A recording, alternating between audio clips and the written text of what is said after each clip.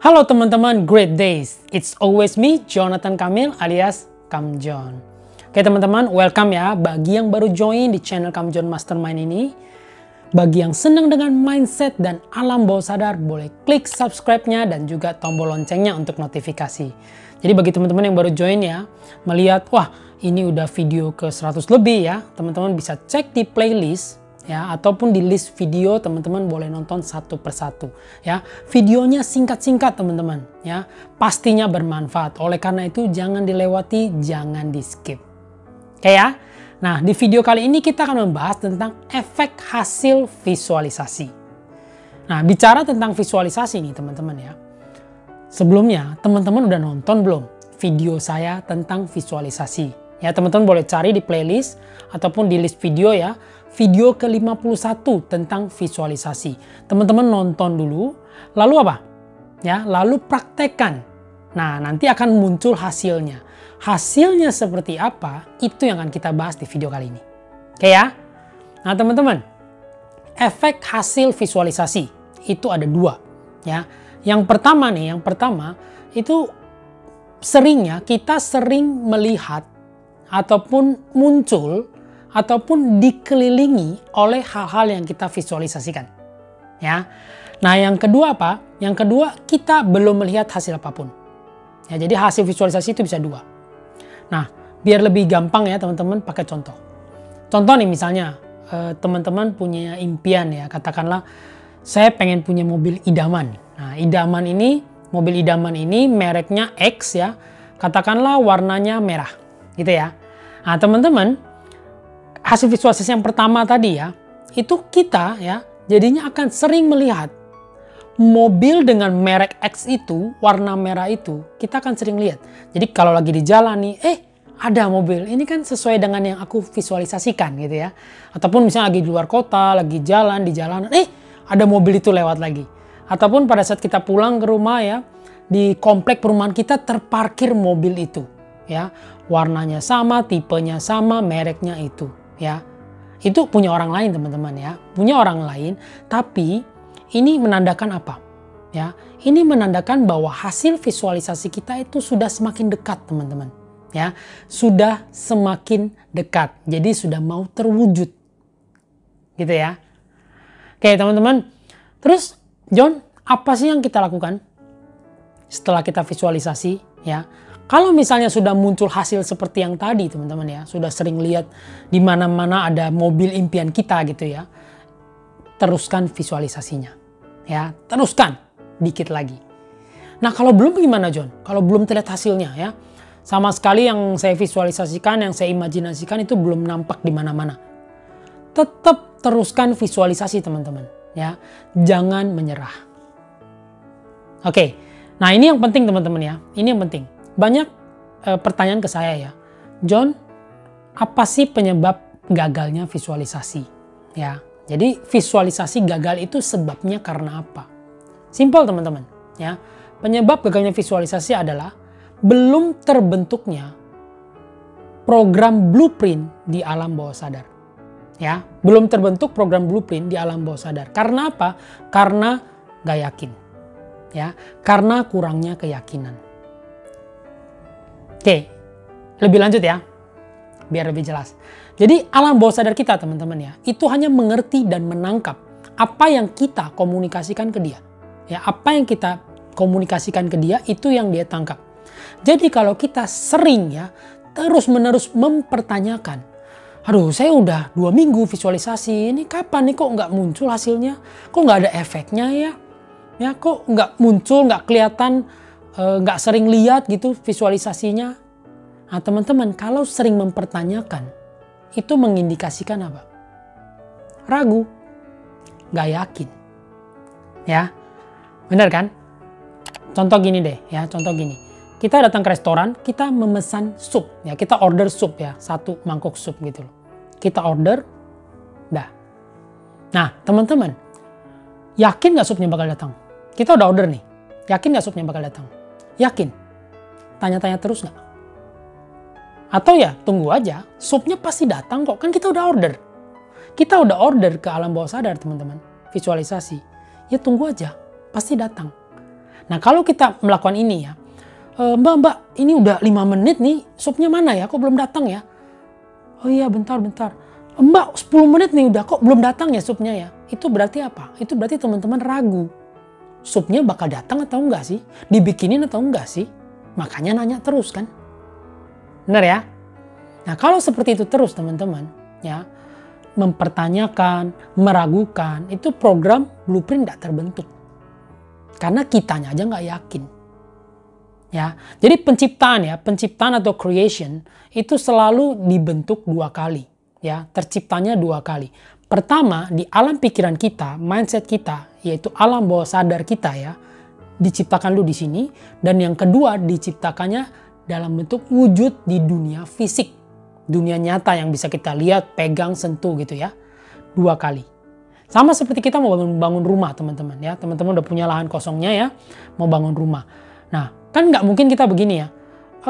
Ada batu bata, oke yuk kita susun aja deh, tumpuk-tumpuk aja deh. Terus pipa nih, pipa taruh sana deh.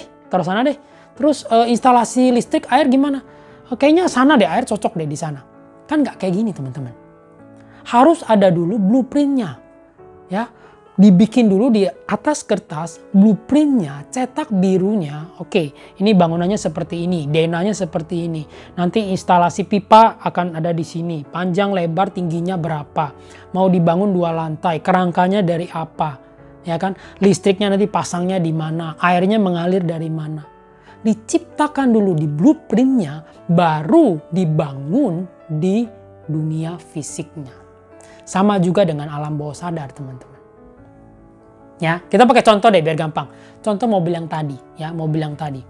Jadi teman-teman ya, mobil yang tadi itu merek X dan warna merah itu kita sering-sering ya memvisualisasikannya seolah-olah kita sudah memilikinya. Ya, seolah-olah kita sudah punya. Seperti tadi sup kan kita order, kita udah yakin sup itu pasti datang. Udah pasti punya kita datang gitu loh. Sama juga dengan mobil yang contoh ini kan mobil ya. Kita memvisualisasikannya seolah-olah kita sudah punya, sudah memiliki mobilnya. Ya. Nah, tapi teman-teman ya, harus dapat feel-nya juga.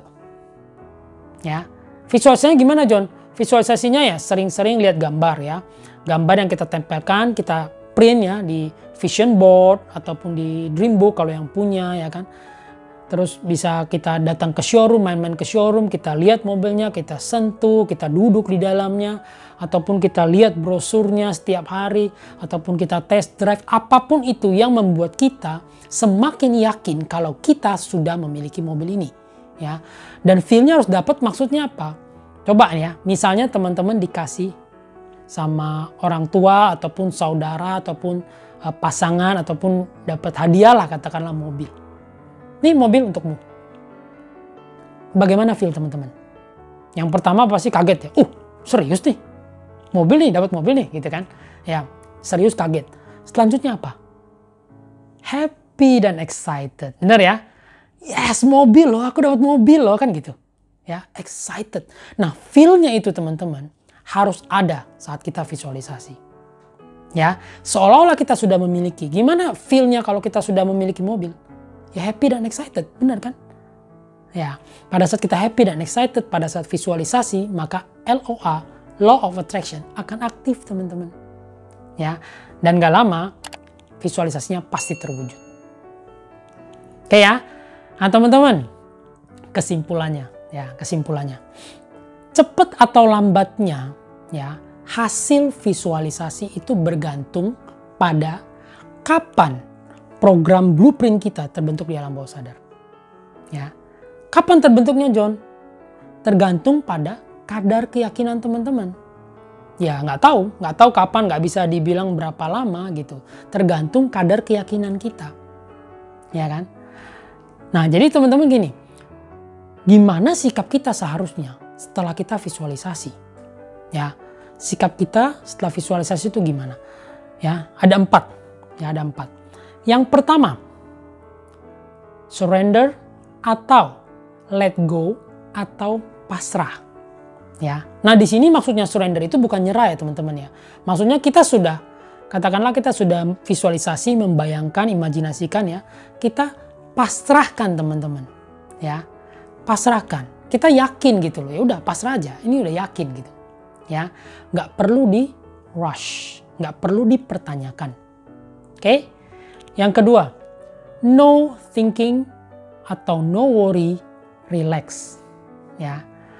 Nah teman-teman, seperti ibarat sup tadi ya sup tadi kan, kita sudah order, kita nggak perlu khawatir lagi kalau supnya nggak datang, ya, nggak usah khawatir, pasti datang kok, relax aja, ya.